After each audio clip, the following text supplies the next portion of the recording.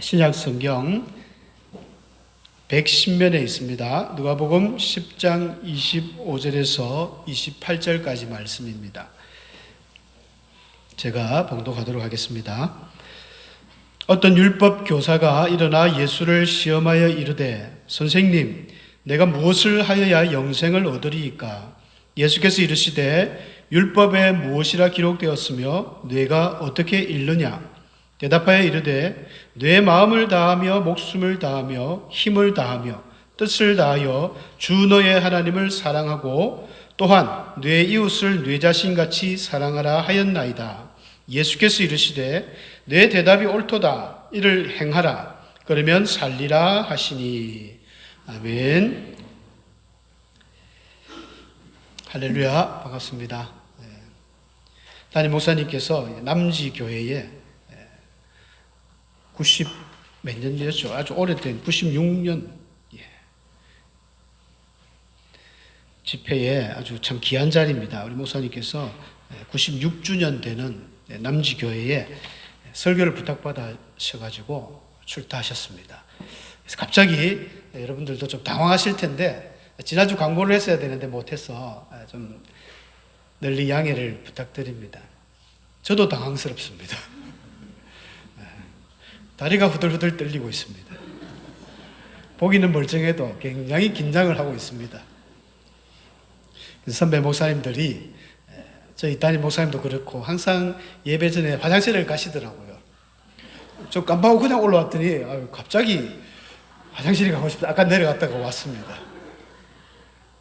그 정도로 부족합니다. 많이 기대해 주시고 마음으로 응원을 부탁드리겠습니다. 미국의 고든 코넬 신학대학교에서 해마다 이 기독교 연구센터에서 통계 자료를 발표를 하는데 발표를 합니다.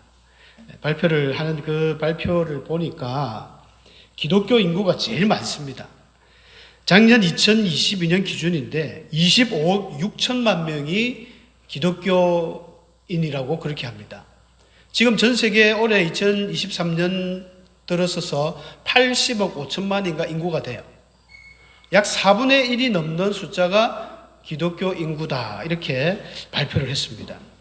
여기 두 번째로는 무슬림이 19억 6천만 명, 힌두교도 10억 7천만 명, 불교도 5억 4천만 명. 지금 무슬림하고 이슬람교와 힌두교가 아주 가파른 상승세를 타고 점점 그 폭을 넓혀가고 있습니다. 그런데 이 고든 코넬 신학대에서 발표하기를 이런 추세로 가면 2050년대가 되면은 기독교 인구가 약 33억 3천만 명 계속 제일 많을 것이다라고 이야기를 합니다. 그런데 좀 의문점이 생기지 않습니까? 정말 기독교가 이렇게 많이 늘고 있나? 우리나라도 늘고 있다는 통계는 있어요. 교회마다 숫자는 줄지만은 이제 가난한 성도라 해가지고 자꾸만 이렇게 떠돌이 신자들이 많아서 그런지 조사를 하니까 불어난다고 하는데 정말 기독교가 증가하고 있을까? 우리 마음에 좀 의문이 좀 남습니다. 저도 그렇지만 여러분들도 그러실 거예요. 주위를 돌아보면 예수 믿는 사람들이 별로 없는 것 같습니다. 그런데 불어났다고 이야기합니다. 왜 이럴까요? 교인은 늘어났을지 모르는데 신자가 줄어들었기 때문입니다. 하나님을 믿는 정말 참 신자, 참 성도가 늘어나야 우리가 길거리 다니다 보면 예수 믿는 사람이 보이거든요. 교인만 늘어나다 보니까 우리 교회는 시골에 한적한 교회에 그래도 많은 성도님들 오셨지만 서울이나 저런 중앙권에는 굉장한 사람들이 모여들지 않습니까? 주일 행사가 그야말로 한 주간의 문화 행사가 되어서 어마어마한 숫자들이 옵니다. 실제로 교회가 또 재정이 되니까 주일마다 오시는 성도님들이 예배는 예배지만 예배 이후에 2부 순서들이 굉장히 많습니다. 간단한 레저 활동부터 시작해가지고 하여간 교회를 모으는데 교인들을 이렇게 끌어모으는데 굉장한 노하우들이 있습니다. 아이들도 마찬가지고 주일학교 어린이들도 교회 가고 싶어서 안달이 나는데 우리 교회 주일학교 어린이들과는 다르게 그냥 놀기 위해서 가는 거예요, 교회에. 우리 교회 어린이들은 말씀 들으려고 옵니다. 또 우리 선생님들 그 율동에 빠져서 옵니다. 아멘이라 하잖아요, 우리 선생님들이. 정말로 저는 그런 것 같아요. 이 아이들이 어릴 때 잘 영양을 공급하고 잘 물을 뿌려두면 커서도 신앙생활 잘할 줄로 믿습니다. 그런데 안타까운 것은 전 세계적으로 이런 현상들이 일어나면서 교회는 덩치를 점점 키워가고 교인은 늘어나지만 정말 하나님이 원하는 그 한 사람, 참 신자가 있느냐 없느냐, 이게 안타까운 거예요. 길거리 걸어가다가 4분의 1이면 말이죠, 10명이 걸어가면 4명은 크리스찬이 나와야 되는데 사실 그렇지 않지 않습니까? 사기다, 도박이다, 마약이다, 지금 온 뉴스들이 시끄러운데 잡혀가지고 검찰 조사 중에 보면 아무개 교회 집사고 장로고 이런 경우도 허다합니다. 부끄러워요. 한 30년 전만 해도 우리나라가 장로가 감히 그런 짓을 해? 이럴 때였습니다. 요즘에는 뭐 장로, 집사, 권사할 것 없이 똑같이 죄짓고 똑같이 범죄하고 똑같이 경찰서 불려가고 고소하고 싸움질하고, 안타까운 현실이죠. 이게 이제 참 믿음이 있어야 되는데 이제 겉으로만 신앙생활을 하는 거예요. 겉으로만 장로다, 권사다, 집사다 하면서 내가 교회를 다니는 게 얼만데 이제 들은 풍월이 있으니까 하나님 말씀도 잘 알아요. 오늘 제가 주제가 사랑입니다. 하나님 사랑하십니까 했는데 하나님 사랑하죠. 뭐 내가 교회를 얼마나 다녔는데 내가 명식이 권사입니다, 장로입니다. 그런 오늘 한 본문에 사람이 등장합니다. 율법 교사예요. 율법 교사. 율법 교사는 율법을 가르치는 사람입니다. 굉장히 수준이 있죠. 이 수준이 있는 사람이 예수님께 왔어요. 예수님께 질문을 합니다. 그 질문의 내용이 우리가 아까 읽었던 본문입니다. 예수님, 어떻게 하면 사람이 영생을 얻겠습니까? 이런 질문을 했어요. 근데 중요한 것은 25절 우리 처음에 읽었지만 한 단어가 있는데 예수를 시험하여 이르다, 이런 말이 있습니다. 감히 율법 교사는 예수님을 시험했습니다. 이 시험이라는 단어가 우리 한글에는 전부 시험입니다. 마귀가 유혹하는 것도 시험이고, 하나님 우리를 강하게 하시려고 시련을 주시는 것도 시험이고, 테스트하는 것도 시험이고, 다 시험인데 다 이게 달라요. 마귀가 영어만 하더라도 마귀는 우리를 시험할 때 temptation이라는 그런 유혹입니다. 미혹이죠. 하나님은 우리를 강하게 시련하시는 시험은 trial입니다. 더 강하게, 또는 이삭을 바치라 할 때 테스트를 씁니다. 근데 여기서 이 본문의 시험은요, 마귀가 하는 그런 tempt라는 그런 유혹의 말을 씁니다. 아니, 율법 교사가 뭐 할 일이 없어서 왜 예수님을 시험하면서 물었을까요? 나는 다 안다 이거죠. 내가 명색이 율법 교사인데 내가 이런 거 모르겠습니까? 하면서 예수님께 니는 아나? 당신이 지금 막 이렇게 전도를 하고 다니는데 한번 당해봐라. 한번 붙어보자. 이런 자세로 율법 교사가 예수님께 물었습니다. 어떻게 하면 영생을 얻습니까? 아마 아주 기분 나쁘게 물었을지도 모르겠죠. 당신이 좀 막 전도하고 다니는데 예수님한테 물어보고 영생을 어떻게 얻습니까? 물었습니다. 예수님은 대답할 가치가 없는 거예요. 여러분, 똑같은 질문을 누가복음 18장에서 한 부자 청년도 이런 질문을 했습니다. 예수님, 선한 선생님, 어떻게 하면 내가 영생을 얻겠습니까? 그때 부자 청년이 물었을 때는 예수님이 다정하게 대답을 해주세요. 사랑해라. 하나님을 사랑하고 이웃을 사랑해라. 이런데 본문에서 대답도 하기 싫습니다. 예수님이 성경에 율법에 뭐라 기록되어 있더노? 네가 율법 교사니까 그 정도도 모르나? 이런 식으로 물었습니다.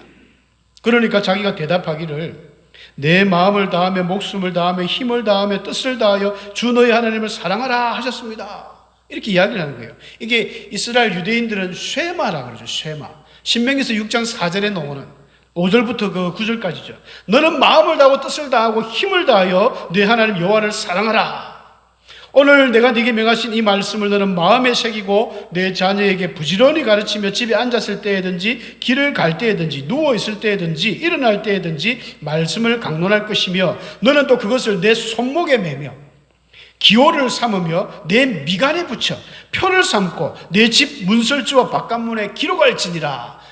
여러분, 하나님께서 하나님의 말씀을 기록해서 붙여라 이 한 것은 신명기서 6장 4절 5절밖에 없어요.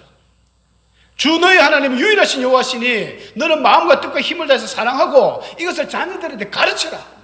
앉았을 때든지 일었을 때든지 나가들 때든지 들어올 때든지 누울 때든지 할 것 없이 가르쳐라. 그리고 그래서 실제로 유대인들은 이 옷에 이 깨알같이 와이셔츠 소매에다가 이 구절을 적어 다닙니다.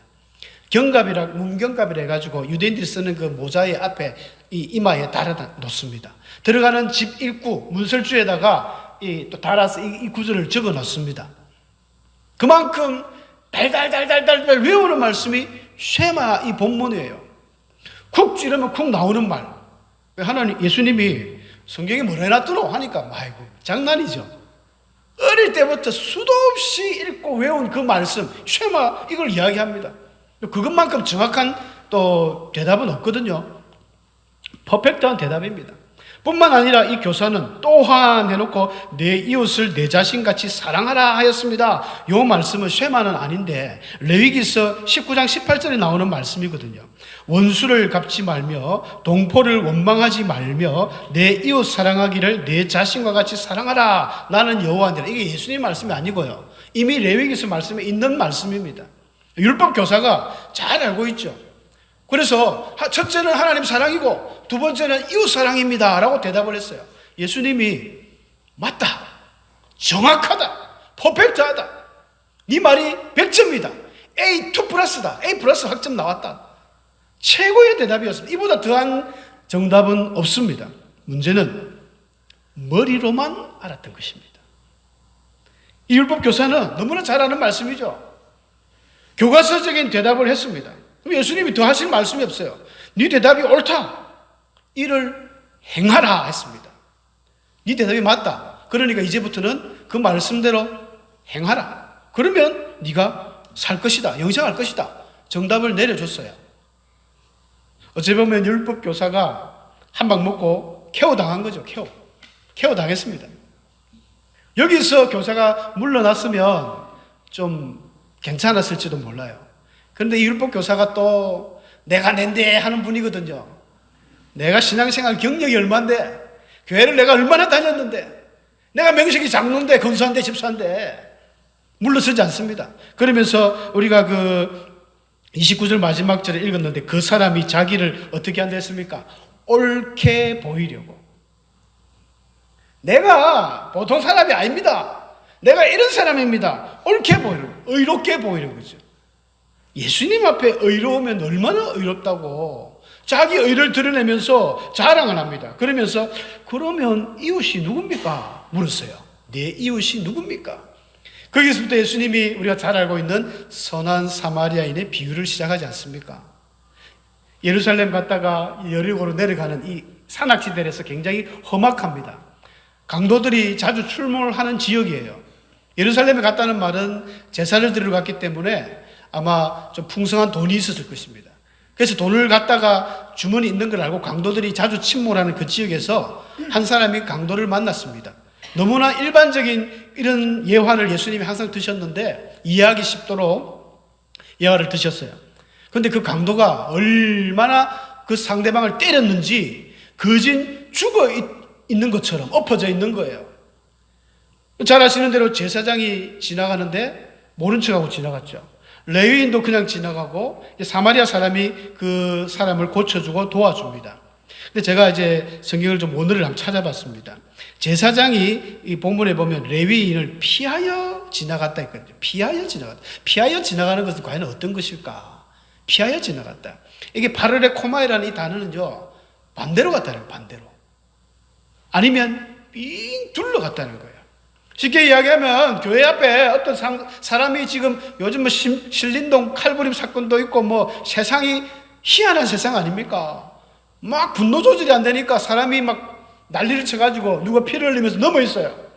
그런데 그 동네 사는 목사님이 아이고 모른 척하고 그냥 뒤로 돌아가 버리고 오던 길을 뒤로 돌아갔습니다.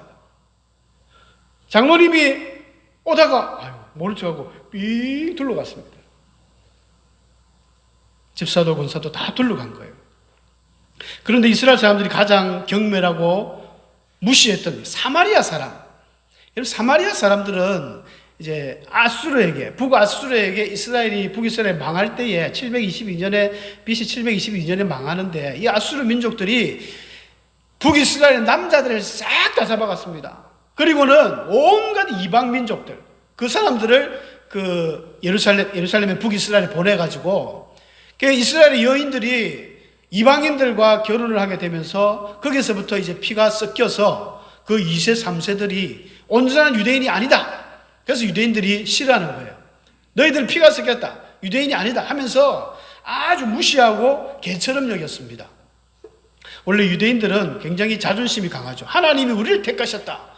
하나님이 우리를 택한 선민이다. 우리는 하나님의 백성이다. 이런 자긍심이 대단합니다.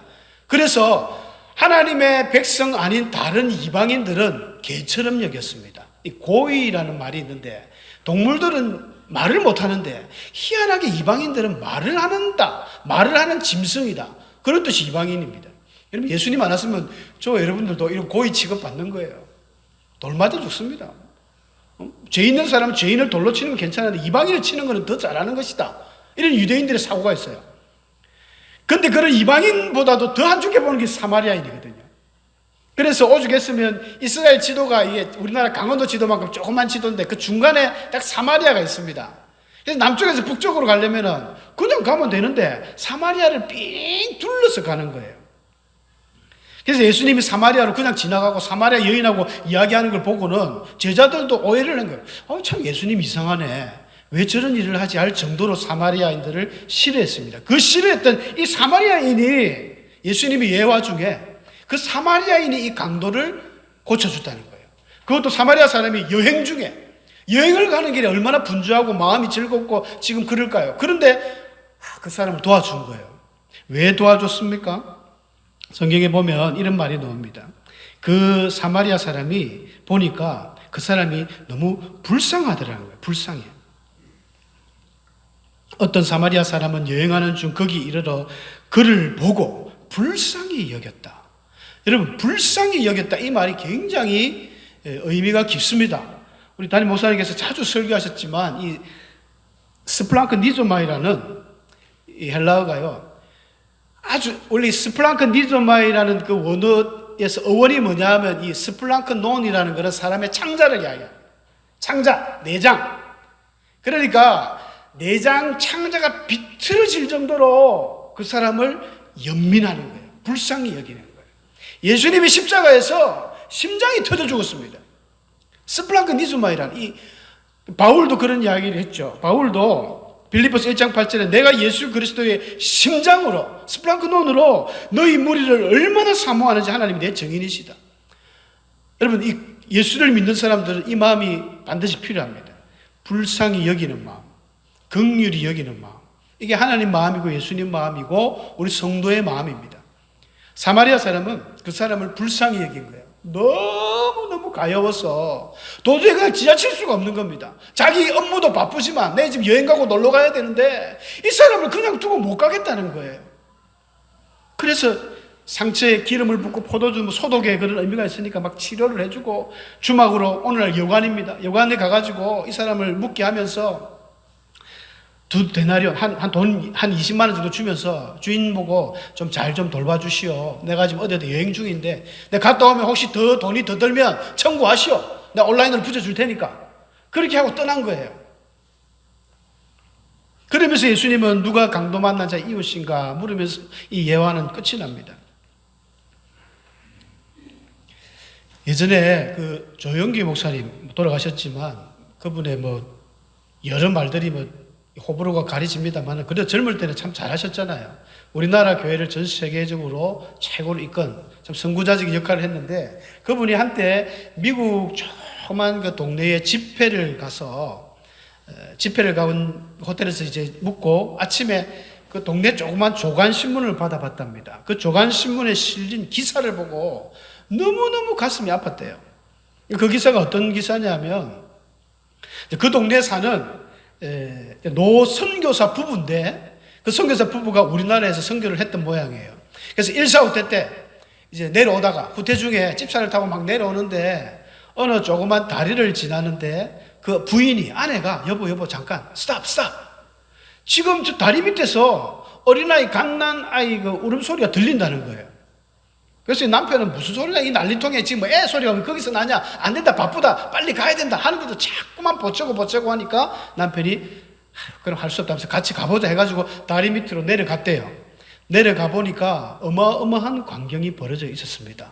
어떤 일이냐면 한 30대 여인이 옷을 홀랑 벗고 그 추운 겨울에 완전 화석처럼 돌덩이처럼 굳어 있더라는 거예요.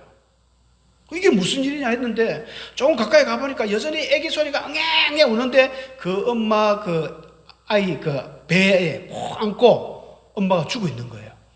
그래서 아이가 혹시라도 얼어 죽을까 싶어서 자기 속옷이며 겉옷이며 똘똘 싸가지고 안고 엄마는 죽었어요. 꽁꽁 얼어 죽었습니다. 근데 그 아이만 살은 거예요. 그래서 하도 그 아이가 가여우니까 아이를 입양해서 미국에 데리고 와서 키웠습니다. 근데 그 엄마가 참 우리가 생각해 볼 때 그렇지 않습니까? 요즘에는 뭐 애 놓고 버리는 사람들 냉장고에 넣어서 뭐 죽이는 이런 몰상시간, 정말 정신없는 사람이 못할 짓을 하는데 이 여인이 우리가 입장에서 한번 생각해 보시면 그 후퇴하는 일사후퇴 과정에서 얼마나 지금 발이 지금 빨리 달려야 될 때 아닙니까? 근데 산통이 오는 거예요. 산통이 오니까 어쩔 수 없이 애를 출산하기 위해서 찾다가 다리 밑에 가서 출산을 했는데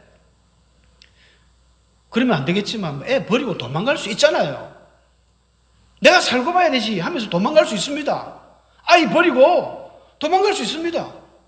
근데 왜 그 목숨을 아이를 위해서 버렸을까요?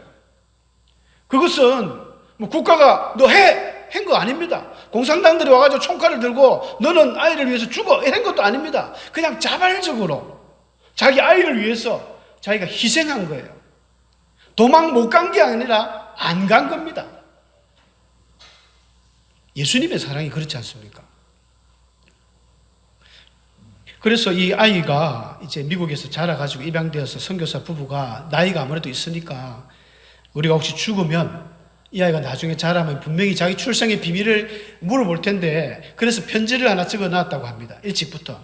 이제 아이가 자라서 너는 이런 이유를 해가지고 우리가 입양을 했다. 이야기를 해주려고 편지를 적어 놨대요. 그래서 아이가 정말 초등학교, 중학교, 고등학교, 대학교를 다 졸업하고 이제 철이 들어서 아버지에게 물어봤답니다. 아버지, 아무리 바라봐도 저는 동양인이고 아버지는 서양인인데 도대체 제가 어떻게 해서 입양이 되었습니까? 물으니까 그때 아버지가 편지를 보여주면서 너는 이런 사연으로 있었다. 아이가 편지를 보면서 눈물을 막 흘리는 거예요. 흘리면서 아버지에게 그렇게 이야기를 합니다. 아버지, 한번 되게 추운 겨울날 저를 주었던 그곳에 좀 데려다 주세요. 그래서 이제 그 아버지가 알았다 이래가지고 아버지가 그 아이를 데리고 어느 추운 겨울날 이제 한국에 와가지고 갔더니 너무 세월이 바뀌니까 뭐 다리도 없어지고 못 찾겠더래요. 근데 대충 한 저 정도쯤에 아마 있었다 하면서 어머니가 저기 그래 있었다니까 그 아이가 다 그 가드만은 자기 옷을 하나씩 벗더랍니다. 벗어가지고는 개놓고 자기 속옷까지 다 벗고는 그게 무릎을 꿇고 우는 거예요.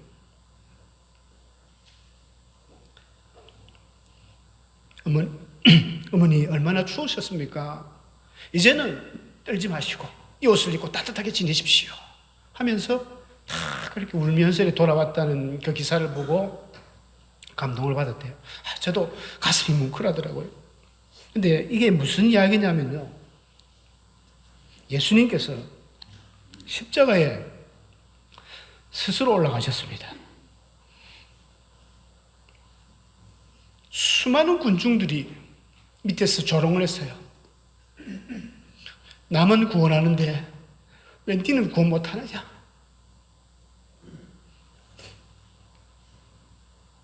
네가 진짜 하나님의 아들이면 내려와 봐라. 남은 다 구원하면서 니는 왜 못하노? 여러분, 예수님은 못 내려온 게 아니라 안 내려오신 거죠. 당장에 내려와가지고 12형이나 더 되는 사람 천사를 모아가지고 다 쓸어버리고 다시 올라갈 수도 있지만 예수님은 그 구원의 길을 만들기 위해서 스스로 죽으신 거예요. 이게 예수님 사랑입니다.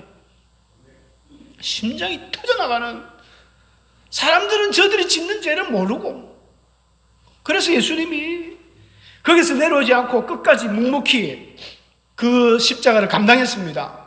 그래서 마지막 게시마네 동산에서 기도했잖아요. 아버지, 이 일을 만약에 피해갈 수만 있다면, 하나님 다른 길만 갈 수 있다면 가게 해달라고. 예수님 마음에 고통이 있었다는 거예요. 인간적인 고통이 있었습니다. 어떤 사람들은 아이고 예수님 하나님이니까 무슨 그런 고통이 있겠어. 아닙니다. 예수님은 완전한 인간이요 완전한 하나님 우리 땅에 오셨기 때문에 우리 인간의 가치는 모든 고통, 슬픔, 아픔 전부 다 알고 있습니다. 내가 당하는 지금 힘든 순간, 여러분 어려운 가운데 계시죠? 고통이 있습니까? 주님 그거 압니다. 스플랑카가 니조마이를 했잖아요. 긍휼히 여기면서 예수님이 심장이 틀어지면서까지 우리를 민망히 여기시고 불쌍히 여겨주시는 거예요. 그렇기 때문에 우리가 살고 있습니다. 하나님의 그 은혜와 사랑이 아니면 도무지 우리가 살아갈 수가 없어요. 눈만 뜨면 범죄하는 것이 우리 인간의 연약함인데 예수 그리스도의 그 십자가 보혈 때문에 하나님이 너희 죄를 안 본다. 주님의 그 보혈에 가려져가지고 우리의 더러운 죄악들이 하나님 보시지 않는 거예요. 죽을 때까지 그래서 우리는 예수님께 감사해야 됩니다. 예수님이 아니면 우리는 벌써 끝난 인생입니다. 이 어머니가 그 참 추운 겨울날 얼어 죽으면서까지 아이를 살렸던 것처럼 우리 하나님은 그렇게 우리를 살리셨습니다. 예수 그리스도의 그 은혜로 우리가 여기까지 온 거예요. 사랑하는 성도 여러분, 이제 이번 주 목요일부터 추석 연휴가 들어갑니다. 혹시 주위를 돌아보시면 이런 강도 만난 자들이 있을 수 있습니다. 하나님의 사람이라면, 하나님의 성도라면, 하나님의 백성이라면 불쌍히 여기는 마음이 있어야 됩니다. 실컷 아파트에서 아리청 막 시끄러워서 층간소음으로 싸웠는데 나중에 보니까 둘 다 교회를 다녀요. 요즘 큰 교회들은 그런 또 문제들이 많죠. 교회가 너무 크니까 성도들을 잘 몰라요. 알고 보니 같은 교회 집사고 뭐 장로고 뭐 이런 경우도 있거든요. 정말 얼마나 부끄러운 일인지. 삶이 안 변하는 거예요. 율법 교사처럼 머리는 막 어마어마하게 압니다. 교회 다니니까 들은 것도 많고 찬송은 맨날 찬송. 아마 교회 다니는 성도들 중에 제일 많이 하는 말이 사랑일 겁니다. 사랑. 입만 열면 사랑. 사랑합니다. 사랑합니다. 뭐 인사도 많이 하는데 뭘 어떻게 사랑합니까? 한번 여쭤보고 싶어요. 나는 하나님을 어떻게 사랑하고 있습니까? 주님은 우리를 위해서 그렇게 사랑했는데 나는 어떻게 하나님을 사랑하고 있습니까? 정말 하나님 사랑하십니까? 묻고 싶습니다. 여러분 자신의 마음에도 그렇게 물어보세요. 그래서 추석이라고 너무 기쁘고 즐겁지만은 혹 어려운 사람들이 있으면 돌볼 때 예수님은 말씀하셨습니다. 냉수 한 그릇이라도 이 소자, 이 보잘것없는 아무것도 아닌 사람 소자락 하는데 그 연약한 자에게 냉수 한 그릇 준 사람도 결단코 상을 잃지 않을 것이다.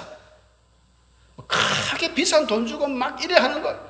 국회의원들은요, 이런 추석 때만 되면 막 짐 싸들고 트럭 채로 가가지고 고아원 양로 반복합니다. 그러면서 국회의원 누구 자기 이름을 드러내죠. 오른손에 하는 걸 왼손이 모르게 했는데 다 자기 이름 높이고 하는 겁니다. 그런 거 말고 진짜 냉수 한 그릇이라도 주는 사람에게 예수님은 상을 주신다라고 말씀하셨습니다. 저와 여러분이 정말 하나님을 사랑한다면 어떻게 사랑하실 것인가? 사랑할 것인가?